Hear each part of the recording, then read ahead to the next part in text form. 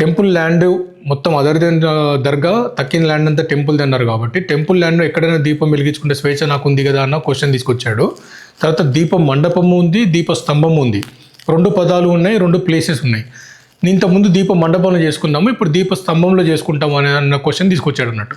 దీనికి ఎక్కడ అబ్జెక్షన్, పాత ఆర్డర్స్ ఎక్కడ లేవు కాబట్టి ఓకే మీరు చేసుకోవచ్చు అన్నది ఇప్పుడు ఇచ్చిన జడ్జిమెంట్ ఇచ్చిన స్టేట్ ప్రకారం వచ్చింది. సో 2వ పాయింట్ కూడా ఫుల్ఫిల్ అయిపోయింది. తర్వాత రాజ్యాంగం చెప్పిన ప్రకారం ఏంటనేసి అంటే మనకి ఎవరి మతాన్ని ఎవరి మతాన్ని వారు చేసుకోవచ్చు కాబట్టి నా మతం ప్రకారం ఉన్న హక్కుని చేసుకుంటాను అన్న పాయింట్ తీసుకొచ్చుకున్నాడు కాబట్టి ఈ 3 పాయింట్ల మీద జడ్జిమెంట్ ఇవ్వడం జరిగింది. ఈ 3 పాయింట్లను కూడా గవర్నమెంట్ అపోజ్ చేస్తుంది, స్టేట్ గవర్నమెంట్. ఎందుకంటే అక్కడ కాంట్రవర్సీ ఉంది, ఒక క్లాష్ వచ్చే ఛాన్స్ వచ్చింది. ఎందుకంటే పక్కన దర్గా ఉంది కాబట్టి కమ్యూనల్ క్లాషెస్ వస్తాయని చెప్పేసి అని 2026లో ఏప్రిల్-మేలో ఎలక్షన్స్ వచ్చే ఛాన్స్ ఉంది కాబట్టి ఓటు పోలరైజేషన్ జరిగే ఆస్కారం ఉందని చెప్పేసి అని స్టేట్ గవర్నమెంట్ కంటెంట్ చేస్తూ ఉంది. సో ఇక్కడ ఈ కాంట్రవర్సీకి ఏంటంటే ఒకటి ఆగమ శాస్త్రాలు పాటిస్తున్నామా లేదా అన్నది ఒక క్వశ్చన్ వస్తుంది.